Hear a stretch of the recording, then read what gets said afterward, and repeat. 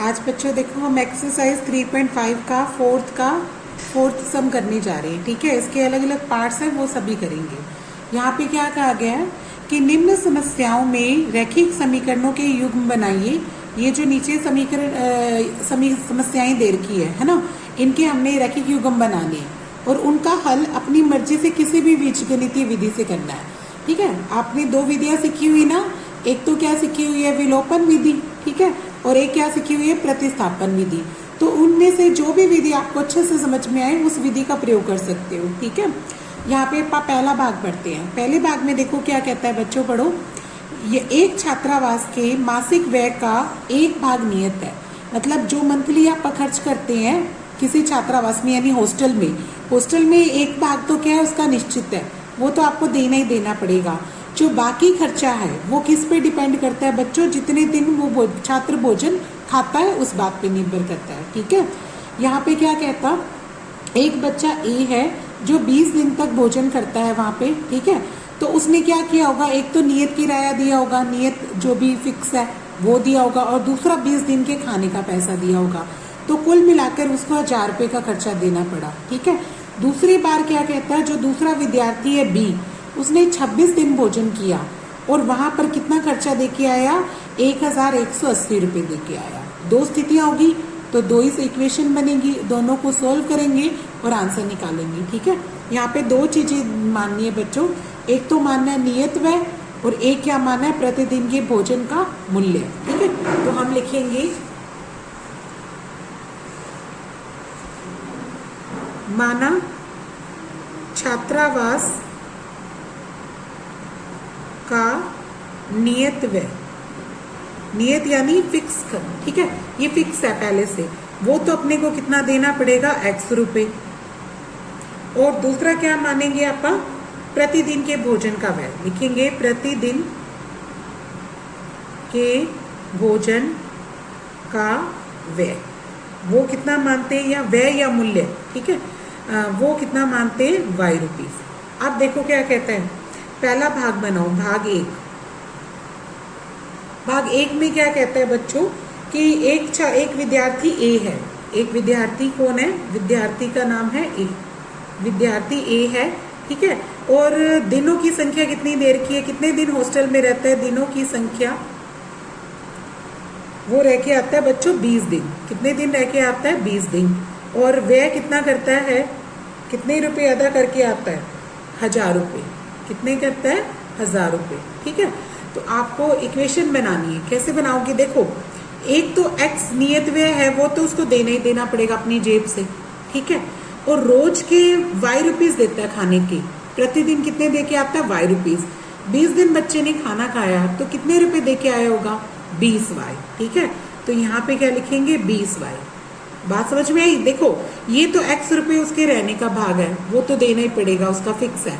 उसके बाद रोज के y रुपीज देता है खाना खाने के, तो 20 दिन के कितने देके आएगा, 20y। और ये कुल मिला के कितने हो जाएंगे, 1000। इन दोनों के रुपयों का जोड़ कितना है, 1000। ये क्या बन जाएगा अपना पहली इक्वेशन। ठीक है, अब भाग दो में क्या कहता है बच्चों, विद्यार्थी का, दूसरे विद्यार्थी का नाम कितना है, बी।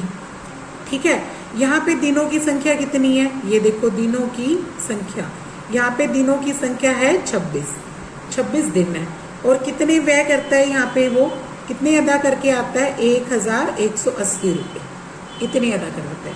तो इसकी इक्वेशन बनाओ। इसकी इक्वेशन कैसे बनेगी, एक तो x रुपीज तो वो देगा नियत है ना, और अब कितने दिन खाना खाया इस बच्चे ने, तो इसने खाया 26 दिन, तो 26y आ जाएगा, क्योंकि एक दिन का आप y रुपीज देते हैं, तो 26 दिन का 26y।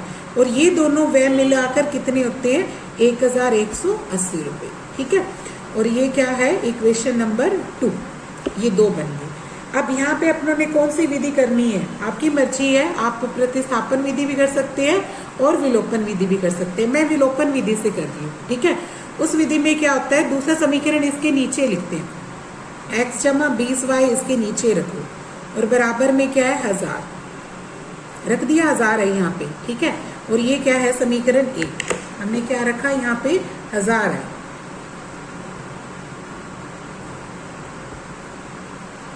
1000 रुपये बेटे। ठीक है, अब उसके बाद देखो क्या करो, घटाओ। घटाने पर क्या लिखेंगे, समीकरण 1 में 2 घटाने पर, यहाँ लिख दो घटाने पर।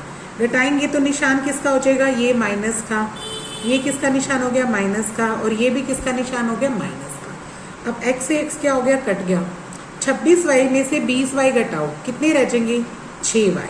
कितने रह गए, 6y। और एक इसमें से घटाओगे तो 180 रुपये रह गए। अब y का मान कितना आ जाएगा, 180 के भाग में 6 ले जाओ, काटोगे तो कितना आ गया, 30। y कितना आ गया बच्चों, 30।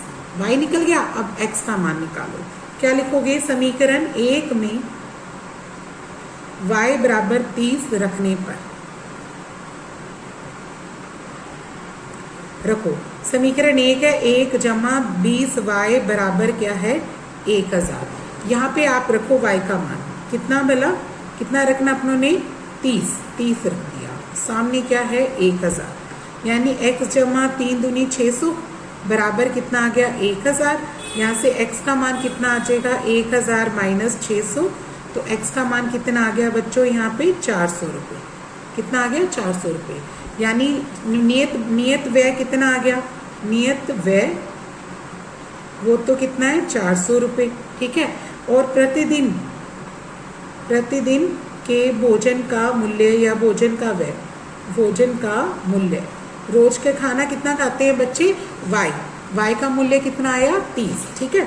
तो यहाँ पे प्रतिदिन खाना खाने का या भोजन का मूल्य कितना आ जाएगा, 30 रुपये। ठीक है। इस तरीके से पहला सम कंप्लीट करना है। अब दूसरा भाग देखो बच्चों, दूसरे भाग में क्या कहता, एक भिन्न 1/3 हो जाती है। एक भिन्न क्या हो जाती है, 1/3 हो जाती है जब उसके अंश में 1 घटा दिया जाए। अंश में क्या घटाना, अपने को 1 घटाना है। ठीक है। इसका मतलब बच्चों हर में कुछ नहीं करना, सिर्फ किस में घटाना है, अंश में घटाना है। समझ गए। अंश में 1 घटाते हैं तो भिन्न बन जाती है 1/3। इसके बाद वाले भाग में देखो क्या कहता है, वह 1/4 बन जाती है यदि आप हर में 8 जोड़ दें। तो इसमें सिर्फ हर में 8 जोड़ना है, अंश में कुछ नहीं करना। भिन्न 1/4 कब हो जाएगी, जब आप हर में 8 जोड़ेंगे। तो भिन्न बनाने के लिए अपने को क्या चाहिए, एक अंश चाहिए, एक हर चाहिए। ठीक है। तो सबसे पहले क्या मानोगे, माना अंश बराबर x, फिर लिखेंगे हर बराबर y, और तीसरी चीज क्या लिखेंगे, भिन्न। भिन्न क्या होती है, अंश बटे हर, यानी x/y। ठीक है।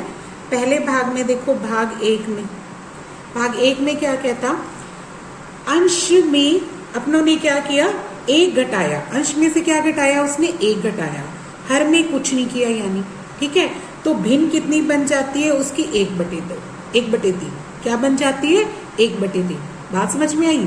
कहता अंश में 1 घटा दिया जाए तो भिन्न 1/3 हो जाती है, यानी हर में कुछ नहीं करना, हर को y का y रखना। अब इसको क्या कर दो, आर पार गुना।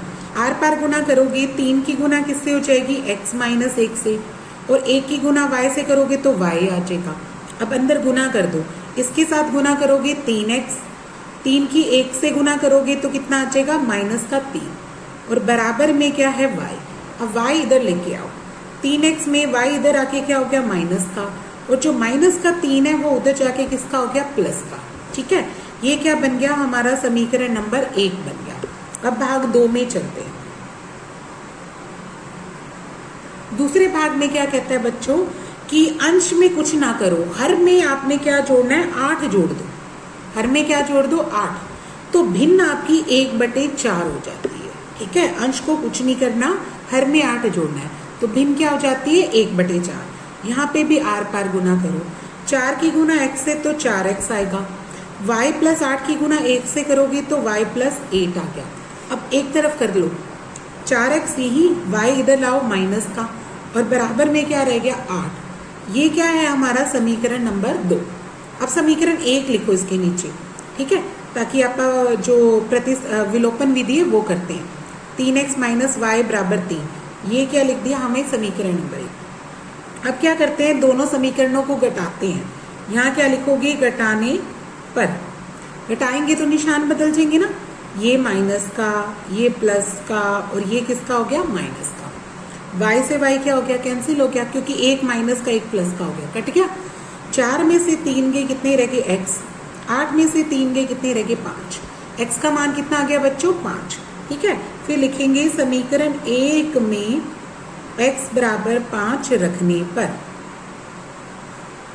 उठाओ समीकरण 1, 3x माइनस का y बराबर 3 है। ठीक है, तो यहाँ पे हमने x को कितना रख दिया 5, माइनस का y बराबर कितना आया 3। ठीक है, अब यहाँ से कितना हो जाएगा, ये तो 15 हो गया, माइनस का y, ये 15 बराबर कितना आया 3, माइनस का y तो यही छोड़ दो, ये 3 माइनस क्या कर दो बच्चों 15। ठीक है, तो माइनस का y कितना आ जाएगा माइनस का 12, यहाँ से माइनस क्या करो काट दो, तो y का मान कितना आ गया अपना 12। ठीक है, y भी आ गया बच्चों और x अपना 5 आएगा। इसका मतलब अंश कितना आ गया 5 और हर कितना आ गया 12। तो भिन्न क्या होती है, भिन्न क्या होती है अंश बटे हर, यानी 5 बटे क्या आएगा 12। ठीक है, तो इसका आंसर कितना आ गया 5 बटे 12। अगला प्रश्न देखो बच्चों, कहता यश ने एक टेस्ट में 40 अंक अर्जित किए। एक बच्चा यश है, उसको 40 अंक मिले। ठीक है, कैसे मिले वो बता रहा है। जब उसे प्रत्येक सही उत्तर के 3 अंक और अशुद्ध उत्तर के 1 अंक की कटौती की गई। इसका मतलब क्या हुआ कि बच्चों जो उसने सही आंसर दिया ना उसके तो उसको 3 अंक मिल गए। ठीक है, अगर उसने कोई गलत आंसर दिया तो उसका 1 अंक कट गया, एक क्वेश्चन का 1 अंक कट गया। ठीक है, मान लो अगर उसने 5 उत्तर गलत दिए तो उसके कितने कट गए, उसके 5। ठीक है, तो उसके टोटल कितने का इस केस में कितने बनते हैं 40 अंक बनते हैं। फिर उसका दूसरी मार्किंग स्कीम भी दे रखी है। देखो क्या कहता, यदि उसे सही उत्तर के 4 अंक मिले और अशुद्ध उत्तर के 2 अंक काट दे, यानी सही उत्तर सारे जो सही आंसर है उनके तो 4-4 नंबर मिलते जाएंगे और जो गलत आंसर कर रखे होंगे ना उसके सभी के 2-2 अंक काट देंगे। आप 2-2 अंक क्या कर देंगे, कम कर देंगे। ठीक है, तो उसका जो टोटल अंक है वो कितने बन जाते हैं 50। 2 केस बन गए ना, समझ में आया। इसका मतलब बच्चे ने कुछ गलत आंसर दिए और कुछ सही आंसर दिए। हमें पूछा गया है कि टेस्ट में कुल कितने प्रश्न थे, यानी जितने भी प्रश्न थे उनमें से कुछ तो उसके सही उत्तर होंगे और कुछ उसके क्या होंगे गलत उत्तर।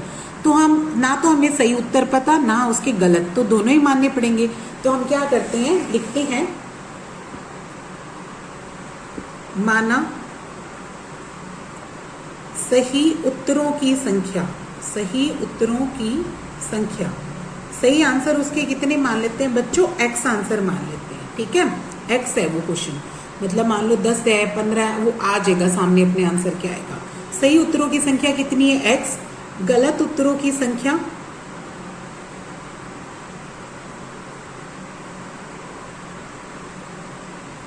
y, यानी कुल प्रश्न कितने होंगे बच्चों, दोनों को जोड़ दें, कुल प्रश्न हो जाएंगे x और y का जोड़ भी, जितने हैं उतने ही है ना, उसने तो सारे आंसर किए हैं और कुछ उसके गलत हो गए कुछ उसके सही हो गए। ठीक है, उसके बाद देखो क्या कहता है, पहला भाग बनाते हैं,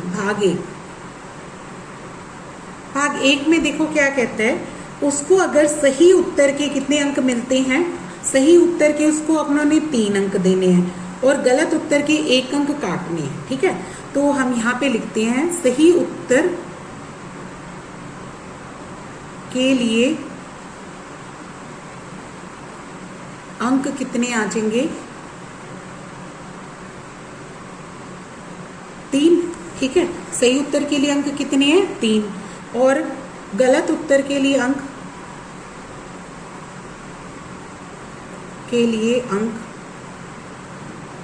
ये कितने हैं -1। -1 का मतलब क्यों बच्चों, क्योंकि 1 नंबर काटा जा रहा है। ठीक है, मान लो उसने 5 क्वेश्चन गलत किए तो 5 एकम 5 काट देंगे आप। ठीक है, तो यहाँ पे गलत उत्तर के लिए उसे कितने अंक मिल रहे हैं, -1 मिल रहा है एक तरीके से। ठीक है, अब या इसको भी लिख सकते हो +3, ये भी समझ में आ जाएगा आपको। अब इसके कुल अंक कितने हुए अर्जित किए,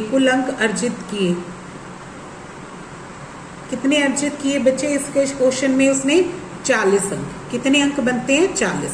अब आप XY में बनाएं, देखो अगर उसने 3 अंक उसको सही उत्तर के मिलते हैं उसने उत्तर कितने सही दिए x, तो उसको 3x तो सही उत्तरों के मिल गए, उसको मिल गए 3x तो सही उत्तरों के। कटे कितने बच्चों, y उसके गलत आंसर थे। एक आंसर के कितने काटते हैं आप, एक, तो कितने काट दिए, 1 गुना y यानी y नंबर काट दिए। ठीक है, 3x तो उसके प्लस के नंबर हो गए और y अंक कितने हो गए उसके कम हो गए, तब टोटल अंक कितने बन गए उसके 40 अंक बन गए। ठीक है, ये क्या बन जाएगा अपना पहला समीकरण। अब दूसरा समीकरण करो, बनाओ भाग 2। भाग 2 में उसने क्या स्कीम बनाई, कहता चलो सही उत्तर की अगर आप उसे सही उत्तर के लिए अंक प्लस के 4 देते हैं। आप सही उत्तर के लिए कितने अंक देते हैं, प्लस के 4, और गलत उत्तर के लिए अंक कितने देते हैं, माइनस के 2 देते हैं। ठीक है, तो कुल अंक अर्जित करता है, कुल अंक अर्जित करता है, कितने अर्जित करता है बच्चों इस केस में 50 अंक। ठीक है, तो अब इक्वेशन बनाओ। देखो 4 अंक उसको सही उत्तर के लिए, उसने x क्वेश्चन बिल्कुल सही दिए हैं, तो उसको 4x तो सही मिल के लिए मिल गए, और कटते कितने उसके 2 अंक, और एक कितने उत्तर गलत किए y, तो उसका कितना बन जाएगा 2y। ठीक है, 2y कट गए उसके, 4x तो उसके प्लस के हो गए और 2y उसके माइनस के हो गए, तो ये दोनों मिलाकर कितने अंक बनते हैं, 50 बनते हैं। ठीक है, इसमें से मुझे 2 कॉमन नजर आ रहा है, निकल रहा है ना, 2 इधर भी है 2 इधर भी है और 2 इसको काट भी रहा है, तो हम 2 बाहर निकाल लेते हैं बच्चों। इधर क्या रह जाएगा 2x, इसका 2 छीन लिया तो क्या रह जाएगा y, बराबर में कितना आ गया 50। फिर इस 2 से 50 को काट दो, कितने पे कट गया 25 पे, यानी ये समीकरण बन जाएगा 2x माइनस वाई बराबर 25। ये क्या बन गया मेरा दूसरा समीकरण। अब विलोपन विधि में ये पहला समीकरण इसके नीचे लिख दो, ये पहला समीकरण लिख दिया। अब क्या करेंगे आप घटाएंगे, क्या लिखेंगे घटाने पर निशान चेंज करो, ये माइनस का, ये किसका हो जाएगा प्लस का, और ये किसका हो जाएगा माइनस का। y से y क्या हो जाएगा कैंसिल, 3x में से 2x घटाएंगे तो कितना रह जाएगा माइनस का x, और माइनस के 40 में से 25 घटाएंगे तो कितना रह जाएगा बच्चों माइनस का 15। ठीक है, माइनस से माइनस काट देना, यानी x का मान कितना आ गया यहाँ पे 15, x का मान कितना आ गया बच्चों 15। अब इसको किसी भी समीकरण में भर सकते हैं, लिखेंगे समीकरण 1 में x बराबर 15 रखने पर। ठीक है, समीकरण 1 उठाओ, 3x माइनस का y बराबर 40, ये है ना अपना समीकरण। यहाँ पे x का मान कितना भरना है बच्चों 15, तो 3 गुना 15 माइनस का y बराबर क्या है 40, 15 आती है कितना हो गया 45, माइनस का y बराबर 40, माइनस का y यहीं छोड़ दो, 45 उधर ले जाके घटा लो, तो ये तो माइनस का y और ये कितना हो गया माइनस का 5, माइनस से माइनस कट गया, y का मान कितना आ गया बच्चों 5। अब आप इसका आंसर लिखिए, यानी इसमें आंसर यहाँ लिख देते हैं, सही उत्तरों की संख्या कितनी आई, सही उत्तरों की संख्या, सही आंसर कितने हैं बच्चों x ना, यानी 15 तो सही आंसर है उसके, और गलत उत्तरों की संख्या वो कितनी आई y, कितने आ गई 5। तो यानी कुल प्रश्न कितने होंगे, कुल प्रश्न क्या हो जाएंगे, दोनों को जोड़ दो, 15 में 5 जोड़ दो तो कुल प्रश्न कितने 20। ठीक है, तो कुल प्रश्न कितने हो गए अपने 20 हो गए। ओके।